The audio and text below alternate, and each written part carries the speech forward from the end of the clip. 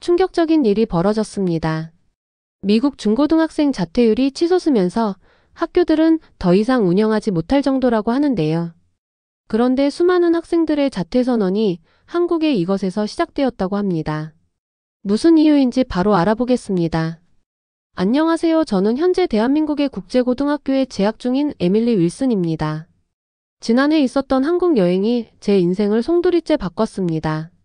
매년 캘리포니아에 있는 제가 다니던 학교는 학생들을 데리고 멋진 다른 나라로 여행을 가곤 합니다. 작년엔 프랑스로 갔고 그 전 해에는 호주로 다녀왔었죠. 저희 아버지는 학교 교장이시고 어머니는 선생님이세요. 저녁 식사 시간마다 아버지께서는 미국 학교는 세계 최고 수준의 교육 시스템을 갖추고 있지라고 항상 말씀하셨죠. 저는 그 말씀을 완전히 믿었어요. 여러분 집중해 주세요. 윌슨 교장 선생님의 큰 목소리가 저희 학생들이 앉아있는 체육관에 울려 퍼졌습니다. 저는 오늘 기쁜 마음으로 올해의 국제여행 목적지를 발표하겠습니다. 저는 두 손가락을 꼭 꾸며 속으로 제발 이탈리아여라라고 중얼거렸습니다. 저는 파스타를 먹고 콜로세움을 볼 꿈을 꾸고 있었으니까요. 올해는 윌슨 교장 선생님께서 잠시 멈추신 후 한국을 방문할 것입니다. 라고 말씀하셨습니다. 군중 속에서 혼란스러운 웅성거림이 퍼졌어요.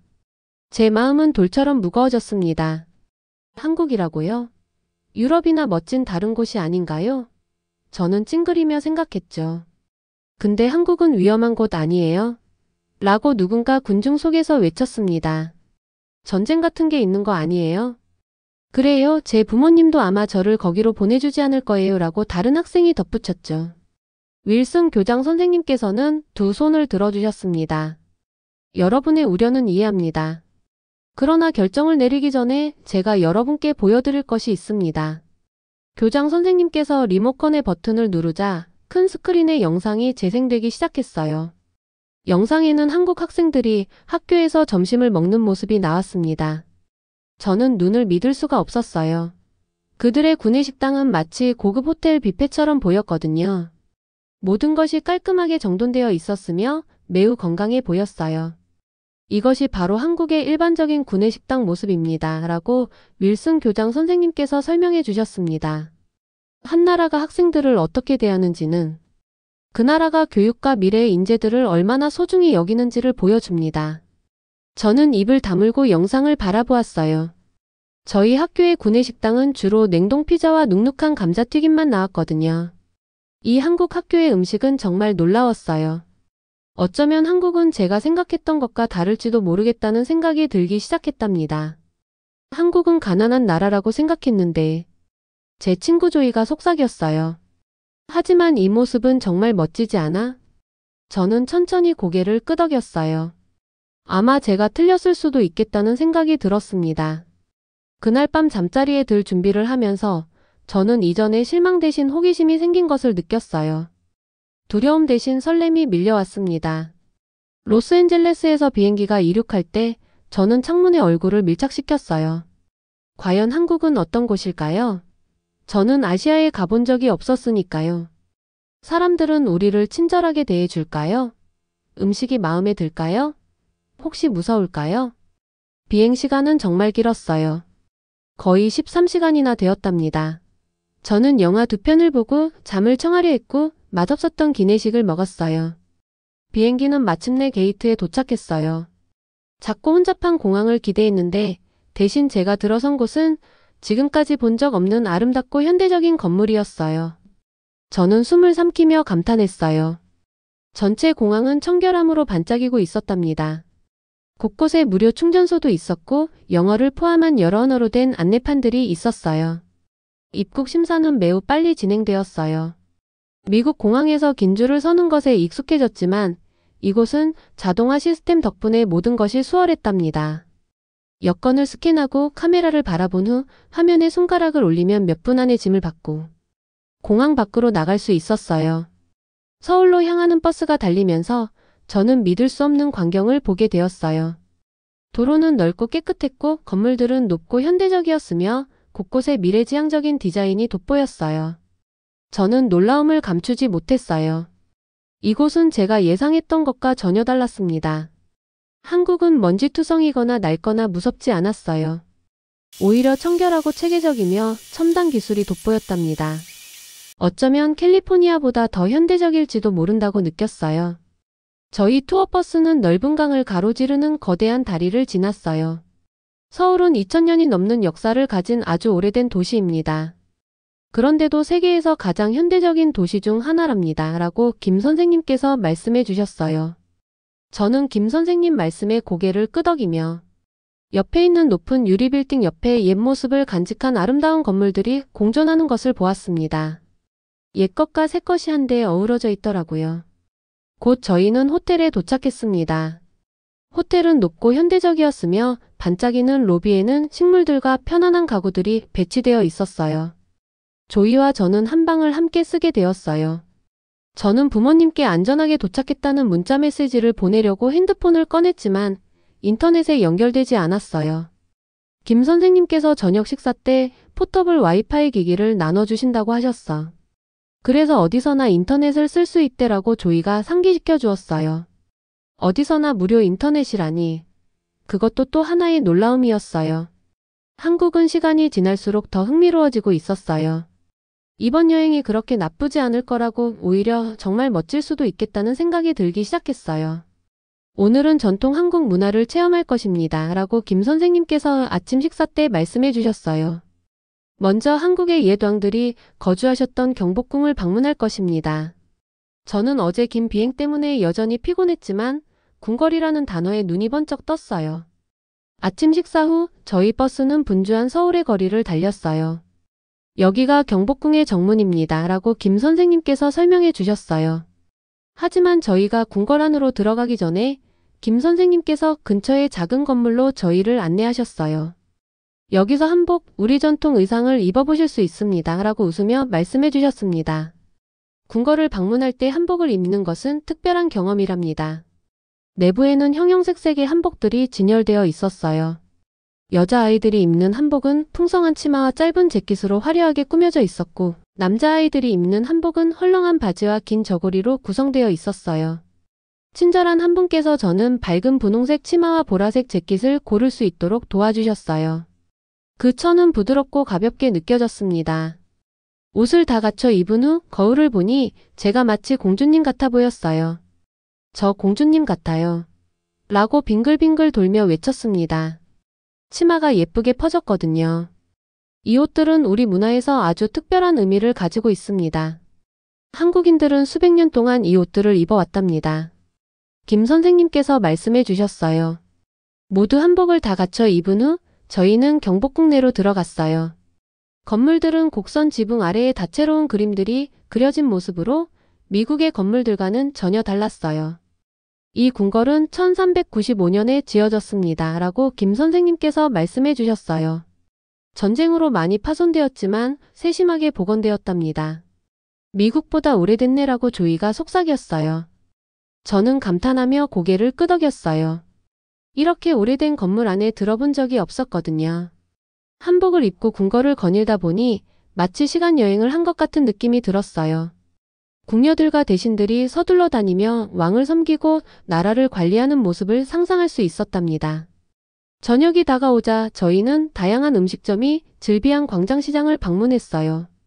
좁은 복도에는 사람들이 빽빽이 들어섰고 식당 노점상들이 눈앞에서 직접 음식을 조리하면서 맛있는 냄새를 풍기고 있었어요. 이것 좀 드셔보세요 라고 김 선생님께서 말씀하시며 붉은 소스에 버무린 떡볶이가 담긴 작은 접시를 건네주셨어요. 떡볶이라고 합니다. 약간 매콤하지만 아주 맛있답니다. 저는 조심스레 한 입 먹어보았어요. 소스는 확실히 매콤하면서도 달콤하고 감칠맛이 있었고 떡은 쫄깃하고 만족스러웠어요. 이거 정말 맛있어요. 라고 감탄하며 말했답니다. 저희는 그 외에도 어묵, 파전, 그리고 달콤한 꿀이 들어간 과자들을 시도해 보았어요. 모든 음식들이 미소 짓는 노점상분들에 의해 바로 그 자리에서 신선하게 만들어졌어요. 상인분들은 무섭거나 낯선 분들이 아니라 오히려 친절하고 따뜻하게 맞아주셨답니다. 해가 지고 나자 서울은 수천 개의 불빛으로 반짝이기 시작했어요. 네온사인, 디지털 광고판, 가로등들이 어우러져 다채로운 빛을 뿜어냈습니다. 가장 놀라운 점은 밤에도 혼자 걷는 젊은 여성들이 전혀 걱정 없이 다니는 모습을 보는 것이었어요. LA에서는 어머니께서 밤에 혼자 돌아다니는 걸 절대 허락 안 하셨을 거예요 라고 저는 김 선생님께 말씀드렸어요. 서울은 세계에서 가장 안전한 도시 중 하나입니다 라고 김 선생님께서 자랑스레 말씀해 주셨어요. 우리는 언제 어디서나 자유롭게 다닐 수 있답니다. 범죄율도 매우 낮습니다. 호텔로 돌아오는 길에 저는 오늘 하루 동안 본 모든 것들을 곱씹어 보았어요. 한국은 제가 상상했던 것과는 전혀 달랐습니다. 고대 전통과 첨단 기술이 어우러진 도시, 맛있는 음식, 친절한 사람들 덕분에 저는 집보다 더 안전하다는 느낌을 받았어요. 다음 날 아침 김 선생님께서 오늘은 서울에서 가장 우수한 학교 중 하나인 연화고등학교를 방문할 것입니다 라고 말씀해 주셨어요. 저는 한국 학생들을 만난다는 생각에 긴장되었어요. 아침 식사 후 저희는 버스에 올라 학교로 향했습니다. 창밖으로 분주한 도시 풍경이 스쳐 지나갔어요. 서울은 아침 일찍부터 쉬지 않고 움직이는 도시였답니다. 연화고에 도착했을 때 저는 놀랐어요. 낡고 전통적인 건물을 기대했는데 학교는 크고 현대적인 창문과 깔끔한 디자인의 건물로 구성되어 있었어요. 조이가 속삭였어요. 우리 학교보다 훨씬 멋져 보여. 저는 고개를 끄덕이며 동의했어요. 미국에 있는 우리 학교는 30년이 넘은 건물의 페인트도 벗겨지고 사물함도 고장난 곳이었거든요. 그런데 이곳은 새 것 같았어요. 저희는 각각 하루 동안 함께할 한국 친구와 짝이 지어졌어요. 저는 지영이라는 이름의 밝은 미소와 단정한 교복을 입은 소녀와 짝이 되었답니다. 안녕. 나는 지영이야. 만나서 정말 반가워. 라고 그녀가 손을 내밀며 인사했어요. 그녀의 영어 실력은 정말 뛰어났어요. 저의 외국어 실력과는 비교도 할 수 없을 정도였답니다. 나는 에밀리아라고 저는 손을 잡으며 대답했어요. 초대해줘서 고마워. 첫 수업은 수학이었어요. 수학은 제게 약한 과목이라서 긴장이 되었지만 곧 일어나는 일이 놀라웠습니다. 교실은 밝고 깨끗했으며 새것 같은 책상들이 그룹으로 배열되어 있었어요. 약 30명의 학생들이 모두 단정한 교복을 입고 집중하고 있었습니다. 박 선생님께서 따뜻하게 저희를 맞이해 주셨어요. 선생님께서 단순히 강의만 하시는 것이 아니라 지혜를 나누셨습니다. 학생들이 적극적으로 문제를 풀고 서로 설명하는 모습을 보니 정말 놀라웠습니다. 학생들은 그룹별로 모여 각 문제에 대해 다양한 접근 방식을 논의하며 공부하고 있었어요. 박 선생님께서 질문을 하실 때마다 거의 모든 학생들이 손을 들고 답하려고 했어요. 학생들이 수학을 이만큼 좋아하는 거야? 라고 저는 그룹 활동 도중 지영에게 물었어요. 지영은 웃으며 모두가 좋아하는 건 아니지만 우리는 모두 열심히 공부해. 한국에서는 교육이 정말 중요하거든. 부모님들도 우리에게 최선을 다하라고 기대하시니까라고 대답해 주었어요. 시험을 많이 봐요? 라고 제가 또 물었어요. 응, 많은 시험을 봐. 어떤 시험은 우리의 미래에 아주 중요한 시험도 있어. 하지만 서로 도와가며 공부하니까 괜찮아. 라고 지영이 대답했어요. 저는 학생들이 서로 경쟁하기보다는 함께 이해하려고 노력하는 모습이 인상적이었어요. 점심시간이 다가오자 저의 설렘은 최고조에 달했어요. 윌슨 교장 선생님께서 말씀하신 한국 구내식당을 직접 보게 될 줄은 상상도 못했으니까요.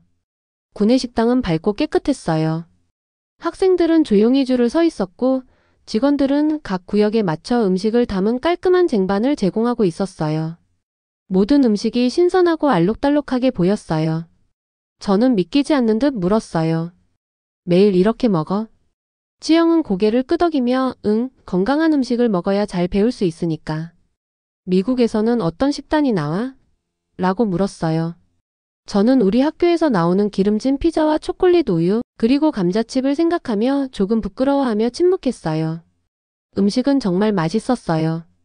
야채가 들어간 밥, 미역이 들어간 맑은 국, 구운 생선, 김치, 그리고 후식으로 나오는 신선한 과일까지 모두 완벽했어요. 모든 학생들이 쟁반에 담긴 모든 음식을 다 먹었고 음식물 쓰레기는 거의 없었어요.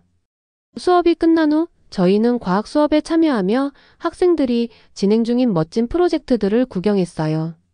한 팀은 퍼즐을 풀 수 있는 작은 로봇을 만들었고 다른 팀은 다양한 빛의 조건에서 식물을 재배하며 최적의 조건을 찾고 있었어요. 지영이 자랑스럽게 말했어요. 작년에는 국제과학올림피아드에서 금메달을 따기도 했어. 수업이 진행되던 중 갑자기 종이 울렸어요. 그 소리는 저에게 익숙했어요. 저희 학교의 종소리와 똑같았거든요. 그러나 제 심장은 곧바로 뛰기 시작했어요. 그 소리는 저희가 학교 총격 훈련을 할 때 울리는 종소리를 연상시켰기 때문이었어요. 무슨 일이에요? 라고 저는 긴장하며 물었어요. 지영은 당황한 표정으로 왜 그렇게 무서워해? 라고 물었어요. 저는 미국 학교에서 총격 사태에 대비해 연습하는 훈련에 대해 설명해 주었어요. 지영의 눈이 크게 뜨였어요. 그런 훈련을 해야 한다고? 정말 끔찍해. 여기서는 총이 없으니까 그런 훈련은 필요 없어. 그 순간 저는 한국에 오기 전 제 두려움이 얼마나 헛된 것이었는지 절실히 느꼈어요. 한국 학생들은 아마 미국에서 학교에 가는 것이 무서울 정도였을지도 모른다는 생각이 들었어요. 호텔로 돌아가는 버스 안에서 저는 오늘 본 모든 것들을 생각하며 조용해졌어요. 학교 학생들 제가 익숙했던 것과는 너무 달랐어요. 학교에 대해 어떻게 생각하세요? 라고 김 선생님께서 물으셨을 때 저는 진지하게 대답했습니다. 정말 많은 걸 생각하게 했어요. 구내식당은 집에 있는 대부분의 식당보다 더 맛있고 학교 총격 사건에 대한 걱정도 없으니 마음이 놓입니다. 그리고 모두 집중하면서도 행복해 보이더라고요. 김 선생님께서 고개를 끄덕이며 모든 나라에는 좋고 개선할 점이 있지요. 완벽한 곳은 없습니다. 하지만 한국 교육의 좋은 점들을 보게 되어 기쁩니다. 라고 말씀해 주셨어요. 그날 밤 잠자리에 들 준비를 하면서 저는 지영과 그녀의 친구들을 생각하며 멈추지 않고 고민했어요. 서로 도우며 경쟁하지 않고 함께 성장하는 모습, 매일 건강한 음식을 먹으며 학교 생활을 즐기는 모습, 그리고 교실에서 폭력 걱정 없이 공부할 수 있는 모습이 제 마음에 깊게 남았어요. 처음으로 저는 부모님께서 항상 미국 학교가 최고라고 말씀하신 것에 대해 진지하게 의문을 품기 시작했습니다. 여행 마지막 날 조금 더 한국에 머물면 좋겠다고 생각했어요. 정말로 그랬어요.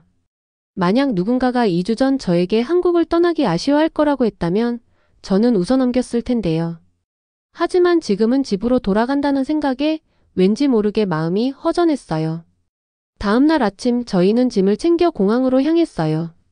버스가 도시를 지나가며 서울의 옛 사찰과 현대적인 고층 빌딩, 깨끗한 거리, 다채로운 간판, 멀리 보이는 산들을 제 눈에 담으려 애썼어요.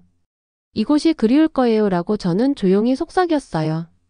귀국 비행은 한국행 비행보다 더 길게 느껴졌어요. 저는 핸드폰 속 사진들을 보며 여행의 모든 순간을 다시 떠올렸어요. 궁궐, 전통시장, 지영과 다른 한국 학생들과 찍은 셀카, 그리고 아름다운 풍경 등 수백 장의 사진이 제 기억에 남아 있었어요. 마침내 로스앤젤레스에 도착하자 모든 것이 달라 보였어요. 인천공항과 비교하면 공항은 지저분하고 낡아 보였고 도로는 더럽고 길거리에 쓰레기가 가득했어요. 심지어 공기도 예전 같지 않았어요. 저는 진심을 담아 가이드 김 선생님께 말씀드렸어요. 이번 여행은 제 시각을 완전히 바꿔놓았어요. 집에 도착하자 부모님께서는 저를 근사한 식사와 함께 맞이해 주셨어요. 그런데 첫 입을 먹어보니 저는 서울에서 먹었던 비빔밥이 그리워지더군요. 채소와 계란이 어우러진 맛있는 한국식 밥상이었어요. 여행 어땠어? 분명 다시 미국에 오게 되어 기쁘지? 라고 아버지께서 물으셨어요. 저는 아버지를 바라보며 어떻게 설명해야 할지 고민했어요. 이제는 한국이 여러 면에서 더 나은 것처럼 느껴졌으니까요. 한국은 정말 놀라웠어요 라고 저는 마침내 말씀드렸어요. 부모님은 서로를 바라보며 정말 그곳을 많이 좋아했나 보네라고 어머니께서 놀라운 표정으로 말씀하셨어요.